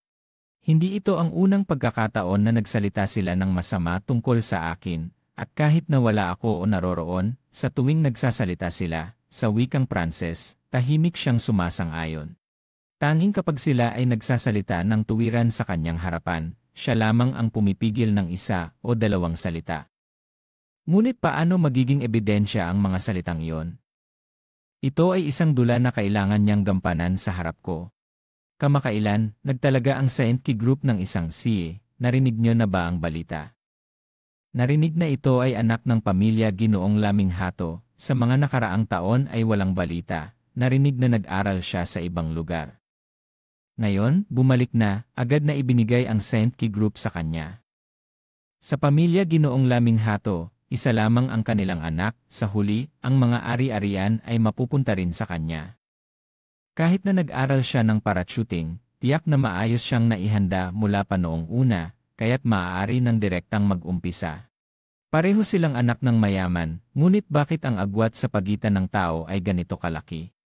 Walang interes si Liwayway Ina sa paksang ito, kaya't hindi siya nakisali, nakaupo lamang sa isang sulok. Ang mga walang laman na baso ng alak sa kanyang harapan ay parami ng parami, hindi siya nakikinig ng mabuti kaya't tiyak na hindi niya narinig ang salitang ilang taon na ang nakalipas. Umalis ang anak ng pamilya Ginoong Laming Hato para mag-aral sa labas, kamakailan lamang siya bumalik na kanilang sinabi. Hindi rin niya naisip na marahil ang papel na iniwan ko nang umalis, ang mga bagay na isinulat ko ay totoo. Nang matapos ang lahat, madilim na ang gabi. Uminom si Liwayway Ina ng labis na alak, nagiging hindi matatag ang kanyang mga hakbang. Si Luthinthin at ang kanyang grupo ay nakita siyang hindi makatayo ng maayos, talagang hindi sila mapakali na iwanan siyang mag-isa, kaya't napilitan silang tumawag kay Bughaw Hahangin. Nang siya ay nagmadaling dumating sa tabi ni Liwayway Ina, tanging si Luthinthin ang natira. Nang makita siyang dumating, agad niyang ibinigay si Liwayway Ina sa kanya, Ate Ina, siya na ang bahala sa'yo. Kailangan mong dalhin siya pauwi ng maingat. Pagkatapos sabihin ito, nagbigay siya sa kanya ng isang sulyap, naiintindihan mo ba ang ibig kong sabihin? Kinuha niya ang kanyang susi at mabilis na umalis sa silid, iniwan si Liwayway Ina na lasing at si Bughaw Hahangin. Hindi niya siya dinala sa villa ng pamilya Liwayway kundi direkta sa kanyang sariling villa. Sa wakas, nang makapasok sa silid, inilapag siya sa malambot na kama. Maingat niyang pinunasan ang kanyang mukha at dahan-dahang humiga sa tabi niya. Liwayway Ina, sa wakas ay ikakasal na tayo, mas maaga lang ng kaunti. Ang babae sa tabi ay hindi alam kung talagang narinig ang kanyang sinabi, bigla siyang niyayakap, ang kanyang ulo ay nakasandal sa kanyang leeg, ang mainit na hininga ay bumubulong sa kanyang leeg, na nagdudulot sa kanyang katawan na hindi makontrol na manginig. Laming Hato. Wala siyang ibang galaw, tanging niyayakap siya ng mahigpit na tila kung bibitawan niya ito, siya ay muling mawawala. Si Bughaw Hahangin ay tahimik na nakahiga sa kanyang mga bisig, walang ibang galaw, tanging ang kanyang mga mata ay naglalakbay sa isang mapanganib na tingin. Ginoong Laming Hato, sana ay mawala siya sa mundong ito. Kinabukasan, nang magising si Liwayway Ina mula sa kanyang pagkakalasing, naramdaman lamang niyang sobrang sakit ng kanyang ulo. Sinubukan niyang iangat ang kanyang kamay upang magmasahe, ngunit biglang napansin na tila may isa pang tao sa kanyang mga bisig. Yumuko siya, nakita lamang ang isang ulo na may magagandang kulot. Bago pa man lumitaw ang pangalan ng taong iyon sa kanyang isipan, bigla siyang napasigaw, "Laming hato." Ngunit sa sandaling ito ay napagtanto niyang may mali. Sa kanyang puso, biglang nagkaroon ng masamang pakiramdam. Itinulak niya ng malakas ang taong natutulog, na biglang nahulog mula sa kama. Si Bughaw Hahangin ay nahulog sa sahig na may tunog, ganap na nagising. Nang itinaas ang kanyang ulo, nakita niya si Liwayway Ina na may nakasimangot na mukha. "Bakit ka nandito?" Ang malamig na boses na walang emosyon ay agad na nagdulot sa kanya ng sama ng loob. O kung si Liwayway Ina ito bago siya makipaghiwalay sa akin, marahil ay hindi siya magiging ganito kalamig sa kanya. Ngunit sa kabutihang palad, ang taong nakakita sa ganitong hitsura niya ay si Liwayway Ina, ang taong nakakita kung paano siya nang aasar sa akin, kung paano ako nakipaghiwalay sa kanya. Nang marinig ito, napagtanto ni Liwayway Ina na masyado siyang nagalit, hindi niya napansin na ang silid na ito ay hindi kanyang silid. Ang kanyang mukha ay bahagyang gumanda, ngunit ang pagdududa sa kanyang mga mata sa kanya ay hindi nabawasan. "Bakit ka natutulog sa parehong kama ko?" Sa simula, balak kong ayusin siya at matulog sa sala, ngunit hinila mo ako at hindi mo ako binitiwan. Si Bughaw Hahangin ay mukhang hindi masaya. Nakita ang likod ni Liwayway Ina na umaalis, halos naggangalit ang kanyang mga ngipin. Si Bughaw Hahangin ay mukhang hindi masaya. Nakita ang likod ni Liwayway Ina na umaalis, halos naggangalit ang kanyang mga ngipin. Ang Igidene, Pamilya Ginoong Laming Hato. Tumingin ako sa isang kakaibang numero na lumiwanag sa screen. Sa unang pagkakataon ay naramdaman kong si Liwayway Ina ay parang isang piraso ng band-aid na hindi matanggal. Nakakainis. Noong mga nakaraang panahon, matapos kong i-block siya, tahimik siyang naging ilang sandali.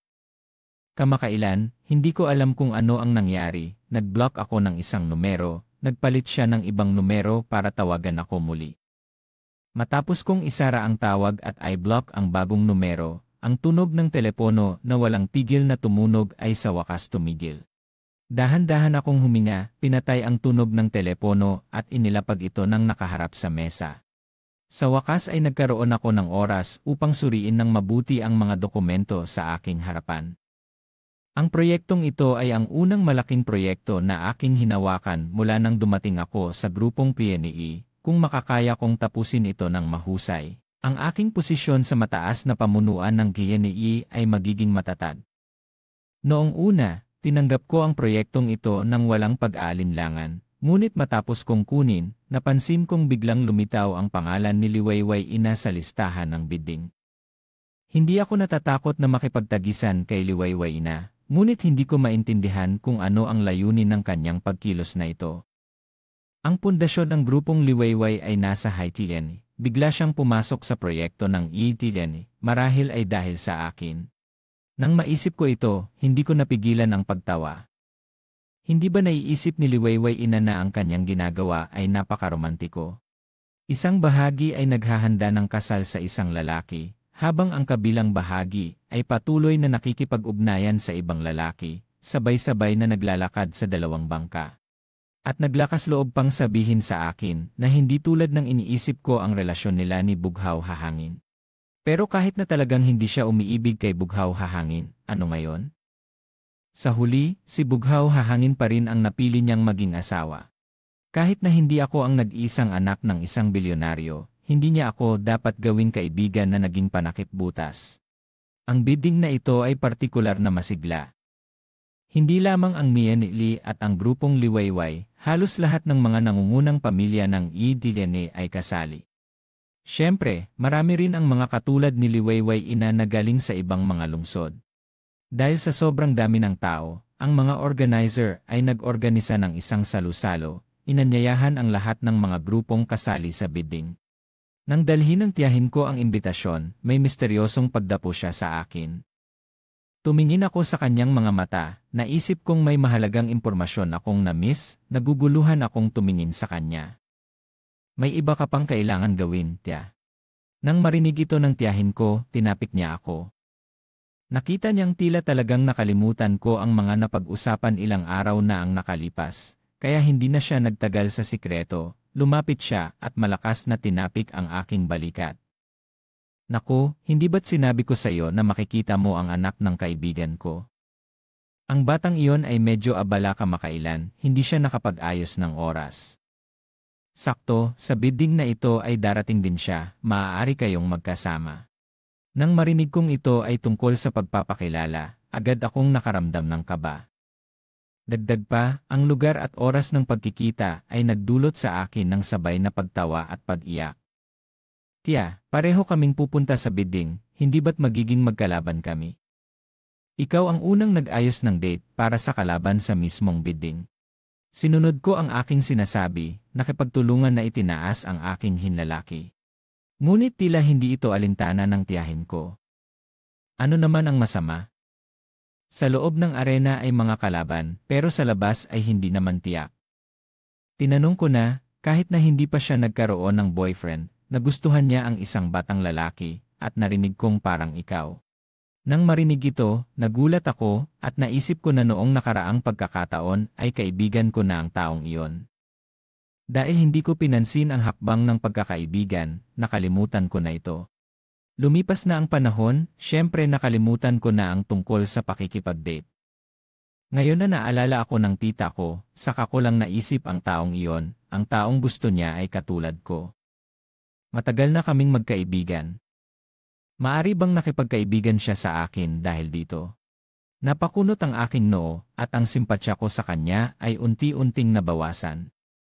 Ngayon na tiningnan ko ulit, parang hindi naman talaga siya ayaw makahanap ng boyfriend, kundi hindi pa niya nakakalimutan ang taong nasa puso niya. Sa ganitong sitwasyon, kung makikialam ako, parang inilalagay ko ang sarili ko bilang kapalit, hindi ba? Hindi ko ito nabanggit sa tita at hindi rin niya alam. Ngumiti na lang ako at tinanggap ang imbitasyon. Para sa pagtitipon na binanggit ng tita, wala na akong interes. Pero hindi ko inasahan na ang aking katahimikan ay naisip ng tita bilang pagsang-ayon.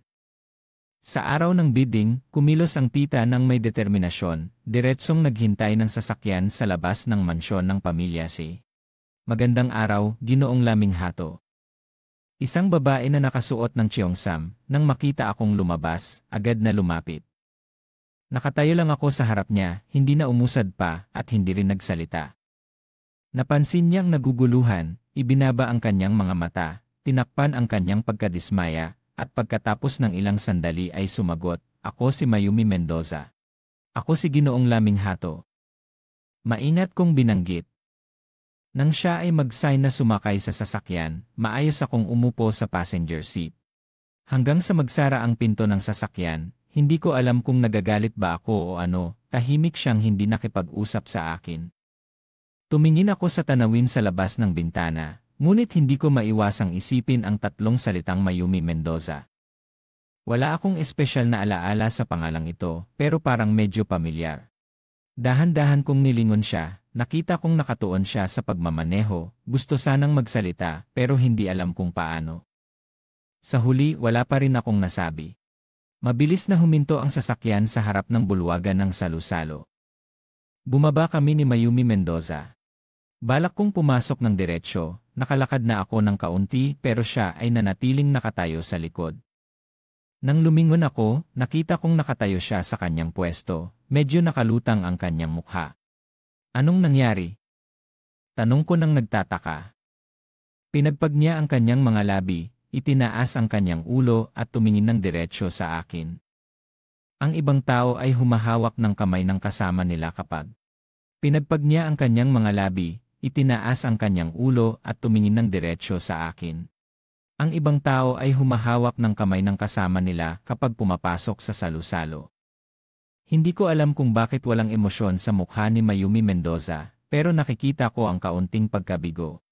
Umubo ako ng bahagya, medyo walang magawa, bumalik ako at inakbayan siya habang sabay kaming naglakad patungo sa bulwagan ng salu-salo. Nang malapit na kami sa pinto, hindi ko na napigilan ang tanong, nagkakilala ba tayo dati? Nang marinig ang tanong ko, lumitaw ang pagkadismaya sa mga mata ni Mayumi Mendoza. Talagang hindi ka naalala. Sa sandaling iyon, akala ko hindi siya sasagot sa tanong na ito. Huminga siya ng malalim at sinira ang katahimikan. Magkaklase tayo noong high school, pero palagi akong nakaupo sa sulok ng klase.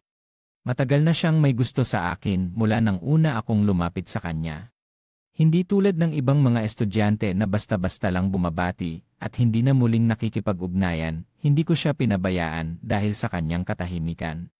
Naging ako ang pinakamaraming nagpakita sa kanyang buhay, nakipag-usap sa kanya ng pinakamarami, naging tanging liwanag sa kanyang buhay. Pagkatapos, nag-aral siya sa ibang bansa at tumanggap ng therapy sa isip. Sa unang pagkakataon, nag-ipon siya ng lakas ng loob upang magtanong tungkol sa akin, ngunit nakatanggap siya ng balita na ako ay may kasintahan. Hanggang sa sandaling ito, nang marinig ko ang paliwanag ni Mayumi Mendoza, saka ko lang natagpuan ang mga piraso ng alaala na may kaugnayan sa kanya sa sulok ng aking isipan. Hindi ko napigilang sabihin, sa loob ng ilang taon, ang dami mong pagbabago, mas maganda ka na. Nang marinig ang huli kong sinabi, hindi niya napigilan, bahagyang namula ang kanyang mga tainga. Sa bulwagan ng salusalo, napakaingay, maraming tao ang dumalo sa bidding. Kamakailan lang kaming pumasok sa bulwagan, isang lalaki at isang babae ang pumasok din narinig ko lang ang ingay, sa reflex ay lumingon ako sa direksyon ng pinto. Ngunit hindi ko inasahan na ang aking mga mata ay direktang tumama sa taong dumating. Ginoong Laminghato. Pareho kaming nagulat na sumigaw na nakakuha ng atensyon ng iba pang tao sa bulwagan. Lahat ay tumingin sa pinto, habang ako, na napilitang tiisin ang mga tingin, ay nakakunot ang noo. Ang pamilya Liwayway Ina at pamilya Bughaw Hahangin ay mga nangungunang angkan din sa Haitiden. Kami, sina Liwayway Ina at Bughaw Hahangin, ay dumating sa bulwagan upang dumalo sa isang salusalo. Bakit ganito ang gulo? Natatakot na madamay. Hindi ko pinansin ang dalawang tao sa likod. Lumingon ako at hinawakan ang kamay ni Mayumi Mendoza at mabilis na pumasok sa loob ng bulwagan. Sa likod, si Liwayway Ina ay patuloy na naguguluhan sa aking presensya dito, at nang makita akong humahawak ng kamay ng babae sa tabi, ang kanyang galit ay nagdilim sa kanyang mga mata, na hindi na niya pinansin si Bughaw Hahangin na nasa tabi. Agad siyang humabol sa akin, malakas na nagtatanong, Ginoong Laminghato, sino ang taong iyon? Bakit kakasama niya? Nang si Bughaw Hahangin ay mabilis na humabol, ang narinig niya ay ang puno ng galit na tanong ni Liwayway Ina. Wala siyang sinabi, ang kanyang mga mata ay lumilipat-lipat sa pagitan ng dalawang taong naghawak ng kamay, at pagkatapos ng ilang sandali, ang kanyang mukha ay puno ng pang-uuyam. Ano pa ang maaring mangyari? Siguradong pagkatapos makipaghiwalay sa iyo, siya ay kumapit sa ibang tao. Kung hindi, paano siya makakapasok sa bulwagan ng bidding sa kanyang katayuan? Sinasabi niya ito ng may tiwala, na hindi nakikita ang madilim na mukha ni Liwayway Ina at ang kakaibang tingin ng mga tao sa paligid. Ang pamilya Ginoong ang pinakamayamang angkan sa bulwagan. Ako ang nag-iisang anak ng bilyonaryo, kailangan ko bang kumapit sa ibang tao para makapasok sa bulwagan? Saan galing ang mga tanga na ito? Kung kahit ang anak ng bilyonaryo ay kailangang kumapit sa ibang tao para makasali sa bidding, sino pa ang may karapatang? Pero dahil may masayang pangyayari, walang nagbigay babala sa kanila. Habang ako ay nakakunot ang noo, si Mayumi Mendoza sa tabi ko ay nagiging malamig ang mukha, hinawakan ang pulso ni Liwayway Ina. Sa susunod na sandali, naramdaman ni Liwayway Ina ang matinding sakit sa kanyang pulso. Marahil dahil hindi niya inasahan na biglang kikilos si Mayumi Mendoza, hindi siya nakapag-ingat, halos napasigaw sa sakit. Nang makita ni Mayumi Mendoza na hindi pa rin siya bumibitaw sa akin, ang kanyang boses na walang emosyon ay umabot sa kanyang tainga, bitawan mo, ang malamig na tono ay nagdulot kay Liwayway Ina na hindi makontrol ang pagyuko. Tumingin siya sa taong nasa harap niya, ang kanyang mukha ay lalong nagiging masama. Napagtanto ang mahirap na sitwasyon niya, si Bughaw Hahangin ay hindi makapagpigil sa awa, agad na itinuturo ang daliri kay Mayumi Mendoza, sinisigawan, alam niyo ba kung sino kami? Bakit niyo kami ginagamot ng ganito? Hindi niyo ba ako pinapaniwalaan na kaya kong gawing hindi kayo makalakad? Si Mayumi Mendoza ay hindi nagsalita, Ngunit ang tingin ng madilim na anino sa kanyang mga mata at ang hindi paghadlang sa mga walang katotohanang salita ni Bughaw Hahangin ay nagpapakita na ang kanyang iniisip ay hindi naiiba sa kanya. Ngumiti ako, una kong pinapalo ang kamay ni Mayumi Mendoza bilang senyales na bitawan siya. Kahit na medyo ayaw ni Mayumi Mendoza, nang makita ang aking pagtango, sumunod siya at binitiwan ang kanyang kamay. Nang makita ang aming reaksyon, ang mukha ni Liwayway Ina ay sa wakas ay naging mas mabuti ng kaunti. Kahit si Bughaw Hahangin ay nag-isip na kami ay natatakot kaya't nagbigay daan. Nais niyang magsalita ngunit sa susunod na sandali, tinanggal ko ang pin na nakadikit sa aking dibdib at walang pag-aalinlangan na itinusok ito sa kanyang kamay. Si Liwayway Ina ay patuloy na naniniwala na hindi ko talaga kayang kumilos. Nag-isip na kami ay natatakot kaya't nagbigay daan. Nais niyang magsalita ngunit sa susunod na sandali, tinanggal ko ang pin na nakadikit sa aking dibdib at walang pag-aalinlangan na itinusok ito sa kanyang kamay. Si Liwayway Ina ay patuloy na naniniwala na hindi ko talaga kayang kumilos. Kahit na mahal ko siya ng sobra, paano ko maaring saktan siya? Siguradong nag-akto lang ako para takutin siya. Hato, alam mo, nang magsalita si Liwayway Ina, biglang tumama ang karayom sa likod ng kanyang kamay. Ang biglang sakit ay nagdulot sa kanya ng panghihina, kaya't binitiwan niya ang kamay na humihila sa akin. Agad kong sinamantala ang pagkakataon para umatras, iniiwasan ang suntok na papalapit mula kay Bughaw Hahangin, at bang, isang malakas na sampal ang tumama sa kanyang mukha. Agad na lumitaw ang isang malinaw na marka ng kamay sa mukha ni Bughaw Hahangin. Ang kanyang mga mata ay puno ng hindi makapaniwalang ekspresyon, hindi kailanman niya naisip na maglakas loob akong gumalaw. Sa kabila ng kanyang galit na anyo, nanatili akong kalmado, parang hindi ko siya sinampal kundi nagbigay lang ng bati. Nagbigay ako kay Mayumi Mendoza ng isang piraso ng tissue, at kumuha ng isa pang piraso mula sa mesa para punasan ang aking kamay, ang aking mga mata ay puno ng paghamak at kaunting pang-aasar. Akala niyo ba mahalaga kayo? Ang aking ngiting may paghamak ay nagdulot kay Liwayway Ina na mapuno ng luha, ngunit unti-unting nawala ang kanyang galit nang marinig ang susunod kong sinabi, dalawang tao na sumali sa bidding na hindi alam kung sino ang kanilang kalaban. Talagang bobo. Kalaban sa bidding. Naalala ni Liwayway Ina at Bughaw Hahangin ang dokumentong natanggap nila, tiningnan ng mabuti ang taong nasa harapan, at sa wakas ay naisip nila si Mayumi Mendoza bilang anak na babae ng pamilyang Song, ang ikalawang pinakamayamang pamilya sa lungsod pagkatapos ng pamilyang Go. Sa puntong ito, si Mayumi Mendoza, na tahimik mula sa simula, ay muling nagsalita, "Bakit hindi nyo kami tanungin kung sino kami sa halip na itanong kung sino kayo?" Ang salitang kami na ito ay agad na nagdulot kay Liwayway Ina at Bughaw Hahangin na matigilan. Ibig sabihin niya ay hindi lang siya, kundi kasama ko rin sa bidding. Ang mga record ng ibang tao na lumahok sa bidding ay malinaw na hindi tumutugma sa akin, tanging isang posibilidad na lamang ang natitira, na ako nga ang Senorito Hato, nag-iisang anak ng bilyonaryo ng EGNA. Nang mapagtanto ito, biglang namutla ang mukha ni Liwayway Ina at Bughaw Hahangin. Tumingin sa paligid, ang mga tao ay abala sa panonood ng palabas. Sa puntong ito, paano nila hindi mauunawaan na sila ang mga payaso na pinagmamasdan? Ang mukha ni Liwayway Ina ay nag-iba-iba mula sa berde hanggang pula. Hindi na niya naisip ang dahilan kung bakit siya narito para lumahok sa bidding. Nagmadali siyang umalis mula sa bulwagan ng salusalo na tila nahihirapan. Nang makita niyang umaalis siya, si Bughaw Hahangin ay galit na tumingin sa akin at nagmadaling sumunod. Nakita ko ang kanyang mga mata na puno ng puot, ngunit hindi ko ito pinansin. Sa totoo lang, hindi naman si Bughaw Hahangin ay bagong may galit sa akin. Ang kanyang suporta ay wala kundi ang angkan ng mga bughaw at ang malabong kasal kay Liwayway Ina. Kung si Liwayway Ina ay pumayag na makipagkasal kay Bughaw Hahangin habang siya ay umiibig pa sa akin, tiyak na kapag ang mga benepisyo na dala ni Bughaw Hahangin ay naging kakaunti, siya ay natural na tatalikod sa kanya at pipili ng iba. Tungkol naman sa angkan ng mga bughaw, hindi na kailangan ng aking interbensyon, basta't malaman nilang ako ang inaway ni Bughaw Hahangin, ang mga unang tatalikod sa kanya ay ang angkan ng mga bughaw. Ngunit sa puntong ito, ang pinakamahalaga sa akin ay ang bidding.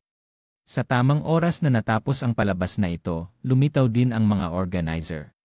Tiningnan nila ang dalawang tao na umalis sa sasakyan, walang sinabi, tahimik na minarkahan ang sa kanilang mga pangalan.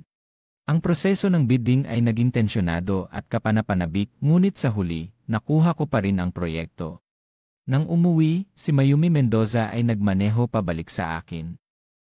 Sa pagkakataong ito, siya ang unang nagtanong, gusto mo pa rin siya, hindi ba?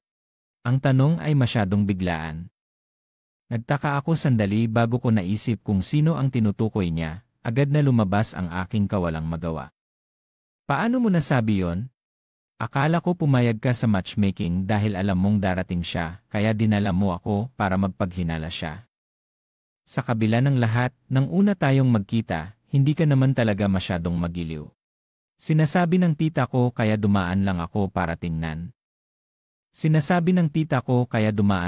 para tingnan.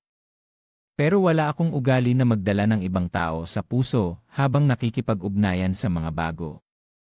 Ang hinihingi ko sa aking kapareha ay katapatan. Kaya't hinihingi ko rin ito sa aking sarili. Marahil dahil sa mga pangyayari sa salu-salo ay lumapit ang distansya sa pagitan naming dalawa. Sa puntong ito, ako ay partikular na mapagpasensya sa kanyang mga tanong. Nag-usap kami ng ilang pangungusap, mabilis na huminto ang sasakyan sa harap ng gate ng bahay ng mga Senorito Hato. Nag-wave ako bilang pamamaalam, lumingon at pumasok sa villa. Nang malapit na ako sa pinto, biglang huminto ang aking mga hakbang, lumingon, at nakita ang kanyang sasakyan na nakaparada pa rin sa lugar. Walang senyales ng pag-andar. Bumaba ang bintana ng sasakyan, siya ay kumindat. Ang kanyang mga mata ay may kaunting pagkalito at pagkabigla habang nakatingin sa akin. Senorito Hato, may kailangan ka pa ba? Mga kaklase lang tayo, hindi na kailangang maging formal. Tawagin mo na lang akong Laming Hato. Nang marinig ang formalidad sa kanyang tawag, ako ay mumiti. Ngunit pumayag lang ako sa matchmaking dahil sa tita ko, hindi ko talaga balak na magsimula ng bagong relasyon. Kaya't pansamantala, manatili tayong magkaibigan. Nakita ang aking anino na unti-unting nawawala sa likod ng gate ng villa, siya ay mumiti ng bahagya. Si Mayumi Mendoza ay naghintay ng maraming taon, tiyak na hindi siya nag-aalala na maghintay pa ng kaunting panahon. Tulad ng sinabi niya, pansamantala ay magkaibigan lang, ngunit mula sa mga estranghero ay naging magkaibigan, labis na akong nasisiyahan. Sa gabing iyon, kabaligtaran ng dalawang tao sa Haiti Dene na hindi makatulog sa buong gabi, ako at si Mayumi Mendoza ay nakatulog ng mahimbing. Hanggang sa umaga kinabukasan, nagising ako sa tunog ng walang tigil na pagring ng telepono. Nang mabangga ang aking mga mata, natagpuan kong ang aking social media account ay naatake na hanggang sa bumagsak. Ang tunog ng ringdong ay hindi tumitigil, isang sulyap ko ay puno ng mga mapanirang komento. Sa pagkakataong iyon, isang numero mula sa Haiti Dene ang tumawag. Nang sagutin ko, nalaman kong ito ay isang kaibigan na nakilala ko noong mga taon ko sa Haiti Dene. Laming Hato, nakita mo na ba ang mga komento sa internet? Ang mga netizens na ito ay talagang sumusunod sa agos, kung ano ang sinasabi ng iba ay pinaniniwalaan nila. Kahit ang chismis na ikaw ay anak ng bilyonaryo, na naging third party sa relasyon ng iba ay nagkalat na. Dapat mo itong linawin upang ang mga nagdududa sa iyo ay makakuha ng nararapat na parusa. Ang kaibigan na iyon ay tila hindi nakapagpahinga, patuloy na nagbubuhos ng mga salita na parang bala, ang kanyang mabilis na paghinga ay malinaw na nagpapakita ng kanyang galit. Nang pinaliwanag niya, sa wakas ay nalaman ko ang lahat ng nangyari. Sa simula, ang mga netizens ay hindi naniniwala na ang nag-iisang anak ng bilyonaryo ay makikialam sa ibang pamilya. Ngunit nang nagbigay si Bughaw hahangin ng ebidensya, kahit ang mga kapatid ni Liwayway Ina ay sabay-sabay na nagpatotoo na ako ay nakialam. I boycott kita, I boycott. Sa gitna ng mga pang-aalipusta, hindi nawawala ang mga tao na naghanap ng aking account at nagbigay ng mga bastos na salita, gamit ang mga salitang mababa at hindi katanggap-tanggap. Aayusin ko ito. Nakalimutan mo bang ako ay anak ng bilyonaryo? Ang legal department ay hindi nag-aaksaya ng oras, tiyak na handa na siya sa mga resulta ng kanyang mga gawain. Nang marinig ang aking tiwala, ang aking kaibigan ay nakahinga ng maluwag, nagbigay pa ng ilang mga salita ng aliw bago nag-hang up. Matapos isara ang telepono, muling pumasok ako sa website upang tingnan kung gaano nakalawak ang nangyari. Nang makita ang mga mapanirang salita, sinabing wala akong galit sa loob ay isang kasinungalingan. Medyo hindi ko maintindihan, dati nilang pinabayaan ako dahil akala nila ako ay mahirap at hindi karapat-dapat kay Liwayway Ina. Ngayon, ang aking pagkakakilanlan bilang anak ng bilyonaryo ay alam na ng mga netizens, saan nila nakuha ang lakas ng loob upang makipagsabuatan kay Bughaw hahangin laban sa akin. Nakatitig ako ng malamig habang kinukuha ang bawat komento sa internet at iniimbak ito. Sa puntong ito, ang telepono ay muling tumunog ng mabilis. Isang hindi kilalang numero. Nagdadalawang isip ako sandali bago sagutin. Laming hato, okay ka lang ba? Huwag mong alalahanin ang mga sinasabi sa internet. Alam kong hindi mo ginawa ang mga bagay na yon, huwag kang magalit dahil dito. Naniniwala akong ang tito at tita ay inaasikaso na ito. Kung kailangan mo ng tulong, sabihin mo lang. Wala akong problema, hindi ako ganoon kahina, isa lamang itong tsismis, kaya ko itong ayusin. Nang makita akong mas maganda ang pakiramdam, si Mayumi Mendoza ay nakaramdam din ng kaunting ginhawa. Ayaw niyang isara ang telepono, ngunit hindi alam kung ano ang dapat sabihin sa oras na ito. Ang dalawang linya ay nahulog sa mahabang katahimikan. Sa gitna ng mahabang katahimikan, tila sa pamamagitan ng screen ng telepono, pareho naming naririnig ang banayad na paghinga ng isa't isa. Sa wakas, ako ang nagpasimula upang masira ang katahimikan.